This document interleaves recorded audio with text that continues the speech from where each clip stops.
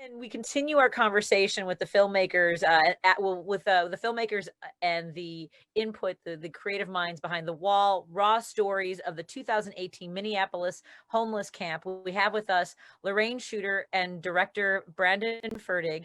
And I should have been better about making sure I got everyone's names right. Brandon, is it Ferdig? I never know if there's another pronunciation, but if you could turn your microphone on, that would help. That's all right. Hey, it's Zoom world. We're all we're all in that space of. Can you turn your mic on? Hi, Brandon. How you doing? Yeah, good. Luckily, Zoom has gotten wise to that, and so they'll put a message below when you start talking without the mic on. It'll say, "Hey, you're talking. Your mic's not on." Oh, thanks, Zoom. And Exactly. Yeah, give you that thank little you banner thing. And for Lorraine, notifying. we'll bring Lorraine on as well. Hi, Lorraine. Thank you so much Hi. for joining us.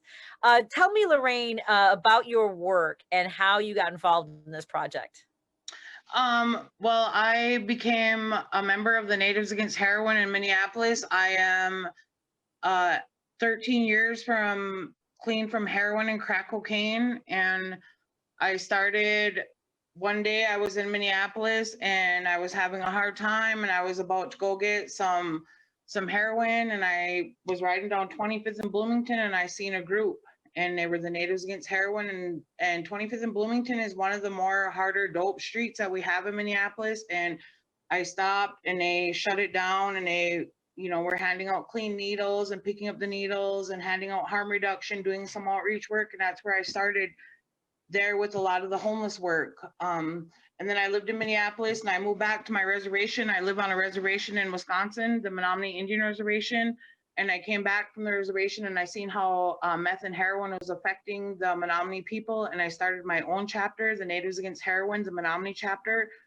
And I still am heavily involved with the Minneapolis community. And when the Wall of Forgotten Natives is what we call it, when that went up, I was heavily involved over there. So I would drive 4 hours from my reservation over there to assist the Minneapolis community. I lived in Minneapolis for over 15 years. So I felt that was my other home. And I felt being an addict, a heroin addict, I had slept underneath the 94 bridge. I had known a lot of the homeless people. I had used with them. I had drank with them, and I felt connected to them. And that's kind of where I came in as an advocate and as an outreach worker, a helper within the Minneapolis homeless community. What an incredible story. I think that it's important because, that's the really the genesis of social change, of Changefest, is to share stories that people don't know anything about. Driving 4 hours to work with people in another community is incredible and important. And we often just think of people who are addicts as discarded. We don't want to know about it. We don't want to think about it. Is that accurate in your experience? Yes, that's very accurate. A lot of people, they don't, if it's not in front of your face, they don't want to deal with it. It's not happening in their home. It's not happening to their loved ones. It's almost like something that's swept underneath the rug. And when it hits your home, it's there, and you don't know how to deal with it, in a way. And Minneapolis has one of the larger Native American communities. And we also have the only Native American, projects in the country. And addiction hits hard for us. We're resilient, and we have been able to overcome, Native Americans have been able to overcome a lot of historical trauma, and we're still here. And now we face homelessness when we are the original people of this land, and we, as Indigenous people, we shouldn't be homeless. This is our land. I agree. Brandon, what brought you to this project? What led you to this story? You could say I was a YouTuber that did interviews around the country, and I started doing interviews in the Pacific Northwest, and there was homelessness like I hadn't seen it before there at the time. Now we're catching up here in the Twin Cities, unfortunately, with the numbers. But there I interviewed a few homeless people, and then I thought, boy, why don't I do something? Let me cover a topic rather than just individuals in every region of the country. I'd done the South, and then I was doing the Pacific Northwest, and then I thought, let's do a topic.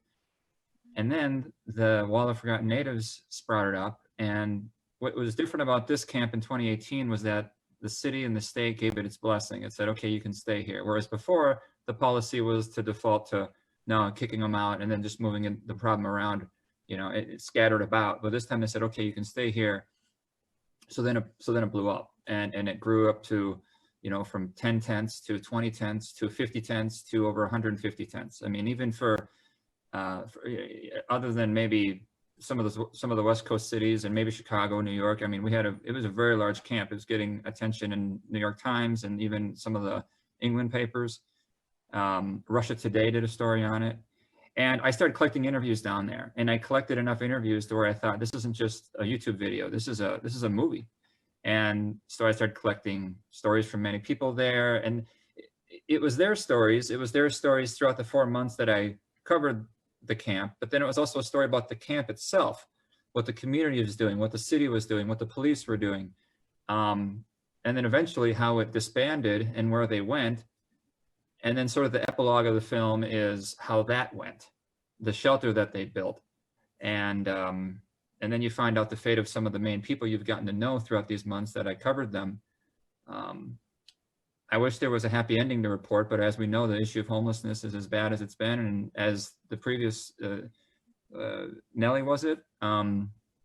She very eloquently put, like, and the representative, that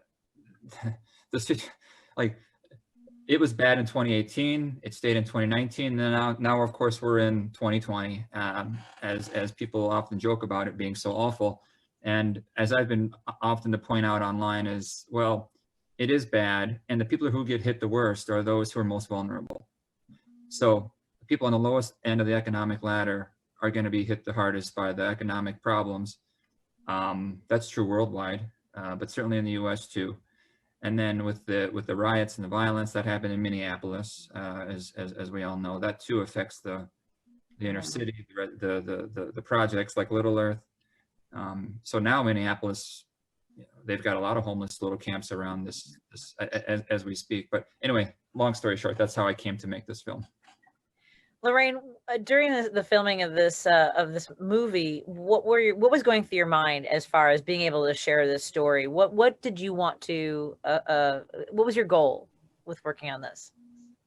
My goal was to help as many addicts that I could, to keep as many people that I could warm, to bring food to them, to hand out the type of donations that they needed, and to try to give them some type of help, to try to find them a social worker, try to get them to like a Rule 25, just to be there to help them. Because a lot of times these homeless people, they're our relatives. We thought of them as our relatives because the majority of that camp was Native American, and a lot of those people I knew.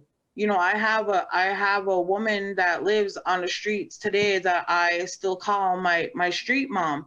And when I go to Minneapolis, I look for her and I make sure that she has food and I make sure that she has everything she needs. But the goal for me was to just make sure that my people were okay, that they were fed, that they at least had some warm blankets. I took the wet blankets. I made sure that they had Narcan. I made sure that they had food. I made sure that they had warm socks, and just the basic needs is what my goal was, because I couldn't offer them anything more than what I had brought.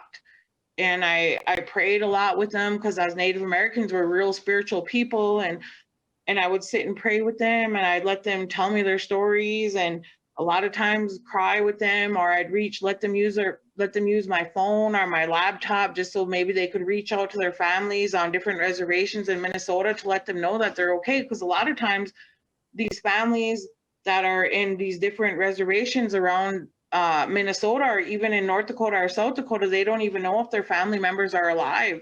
So a lot of times I was allowing these homeless relatives to use my phone just so they could reach out and let people know that they were okay. I'm struck by the connection you have, and you mentioned earlier that because of the population that we're talking about, the wall of Native Americans. What do you want people to know about the lasting effects? Because I feel as though the conversation often centers around, like, there seems to be a lot of like, get over it. It happened a long time ago. And what you're telling us is not only does it continue to have an impact, it's a negative impact, the scars, the wounds, and the disenfranchisement of the Native American population. The attitude of get over it is very old. You know, the settlers and our way of living has only ended maybe 150, 200 years ago. You know, my grandparents were taken from their parents and sent to residential boarding schools where they had their hair cut. I remember my great grandma showing me her tongue because she had charbor marks on her tongue because she was not allowed to speak her native language. And because of that, there's a traumatic, you know, like it's trauma that's sent down generation after generation. And a lot of times our people were mistreated in these residential homes, and there was abuse of all types of forms in these homes. So it just like got brought down from one to another, and not being able to address those traumas and being forced to live on a little piece of land when you are people that maybe like my great grandparents were still allowed to roam this land freely and to hunt where they wanted to fish where they wanted to live where they wanted to. A lot of this is still new. And where I live on my reservation, a lot of us still live that old way. You know, we still cut wood, we still hunt, we still fish, we still live by below what a lot of people would say. Like I live below the poverty level to what I guess American society deems to be poverty, but I consider myself to be living good. You know, I'm okay. I eat well, you know, I have a nice home, but the whole idea of getting over it is we're still here. We're not going anywhere. We're resilient people, and people need to remember that you're on stolen land. This land is ours. We fought for this land, and we've been here, and we were willing to help people and to share our ways and to share our land and our medicines. And it's time that people look at us. We're not invisible. Help us out here. There's no reason why anybody, no Native American, no Indigenous person, no Black, no Latino, nobody should be homeless in this country. But that's, you know, that's the way it is. And it hurts us quite a bit. And that's why we are so, I guess, resilient. And that's why we come, you know, I guess, sometimes, you know, we do become aggressive because we're tired of people looking past us because we're here. You know, we're good people and we're here, and we want to be recognized, and we want to be, you know, we want to be heard, because people need to remember that our treaties are the supreme law of this land, but yet they're looked over, our treaties. And really, it's part of why it's so important to have these films and to have incredible human beings like yourself, as you mentioned, with the resilience that you continue to carry on. And I know, Brandon, this had to be a challenge because people do want to ignore, you know, any homeless person, but, you know, the struggle to, you know, to be respectful of the folks that live in the wall. When you were filming this, what were some of the hardest parts of filming this movie? Well, there's a lot of suspicion. I'm white, and I go in with the camera, and they assume, or they fear at least, that this will be on YouTube later and people will be laughing at them. Mm-hmm. They think they're being ridiculed. I was approached by some of the leaders of Natives Against Heroin, who sort of became the de facto guardians, distributor of goods at that camp, and they asked what I was doing. They got to know me enough to where they trusted me, and then they began to introduce me to people to talk to, and then that sort of, since they were vouching for me, and they were introducing people to me who were in the film, then, you know, then I had the trust. And you know, they called the camp the Wall of Forgotten Natives, and I just reminded them, I said, you're forgotten, and I'm here to share your story so that people can hear you. And that's really what I think people appreciate about the film is I don't say a lot. You only see my face the one time in the very middle where I show the surveys that I collected from people, but you never like see me speak.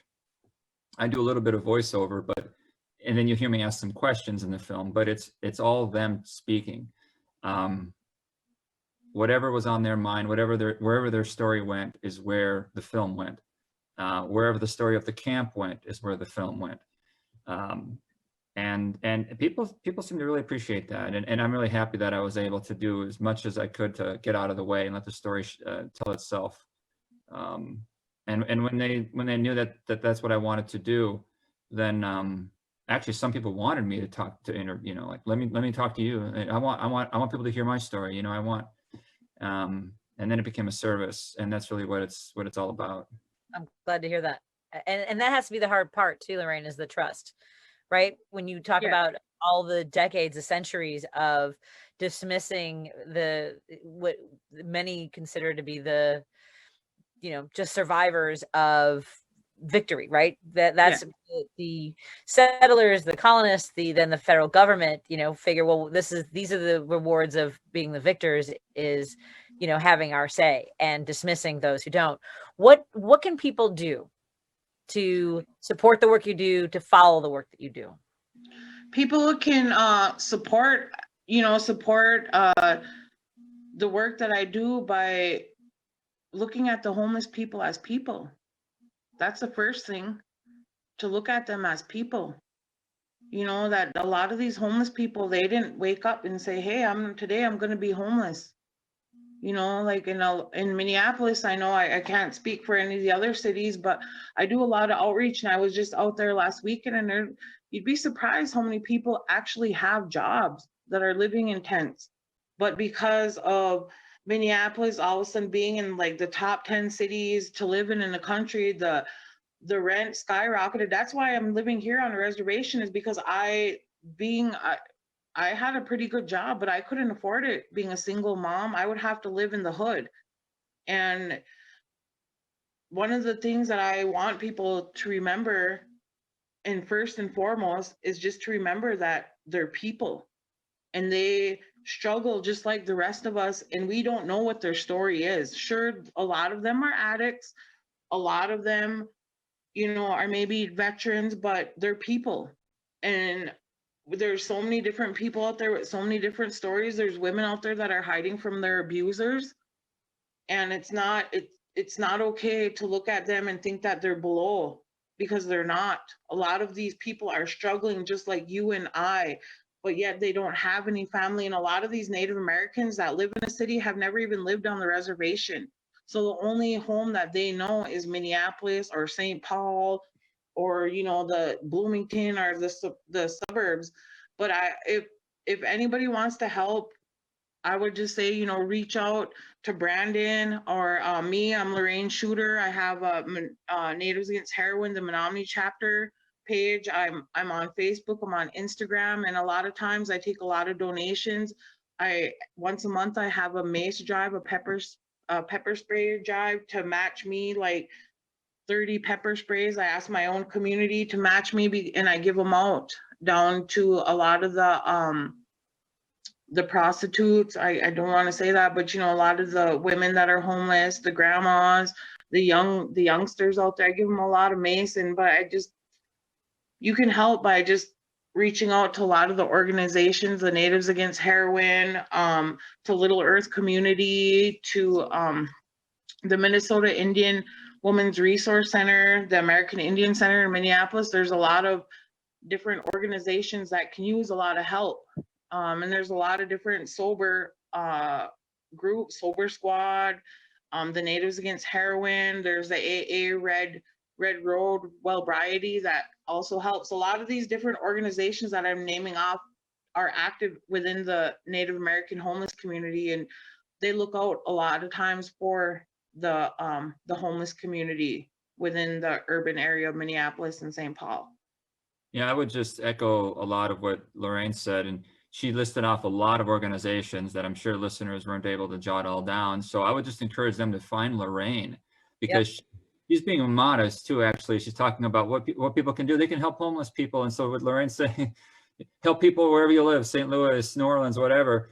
But the work she does, and she didn't even really mention this, I don't think, like the work she does on a reservation, like she'll go to play, like what they do up there in Menominee is they'll go to known places where they're selling drugs, and they'll just knock on the door and say, hey, Yeah. we'd like to stop doing this. I mean, it's very confronting and admirable and courageous. So I encourage people to follow Lorraine because she does this. This is her life now.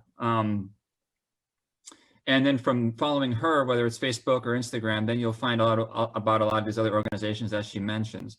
I would throw in my endorsement also for Sober Squad. They're doing great work. And what I really like about them, they started in Minnesota, now they're growing chapters around the country, is that they really stress culture as part of the recovery process, both economic and chemical recovery, and replacing the lost culture as being at the center of the turnaround that they're working toward.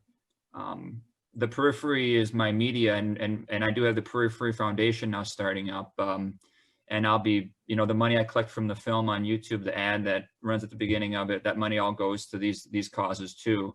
So if you follow the work that I do, you'll also end up seeing some of these organizations as well, and even just by watching the film, you contribute to them. So that's obviously great.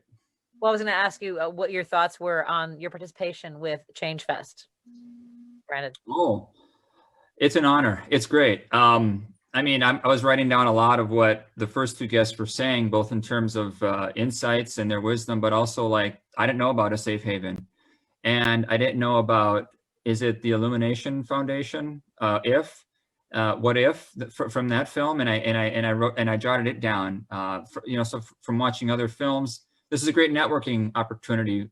As someone who makes works of art around these topics, and who's then working to because my journalism went from telling people stories to covering topics, and if you're covering these topics, the next thing you want to do is do something about these topics. So. And since the film generates a little bit of revenue, then, okay, what do I do with this money? Well, I better start a nonprofit than to handle this money right and not have it go through Brandon Ferdig's bank account. And so it's just sort of lending itself to advocacy, really. So to be able to learn about these organizations is great, and learn how they address these issues, because I want to continue to address the issue of homelessness and perhaps start here in the Twin Cities and then spread from there. It's not being addressed great here, as maybe everyone would say that wherever they live, but I think some cities are doing better than others. I drove around the country studying homelessness. That was actually my original intent.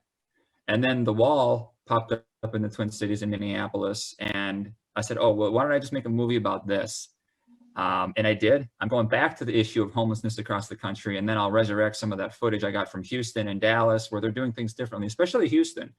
They really put a dent in their homeless population, and I think they are doing things that the rest of the country, cities around the country, could learn from. So, yeah, once again, that's 2 nights in a row. Yesterday we were doing education yesterday, and Alabama has the model of strong pre-K program. So it is important, I think, to see what, as you mentioned, the networking and learning from other organizations and other stories.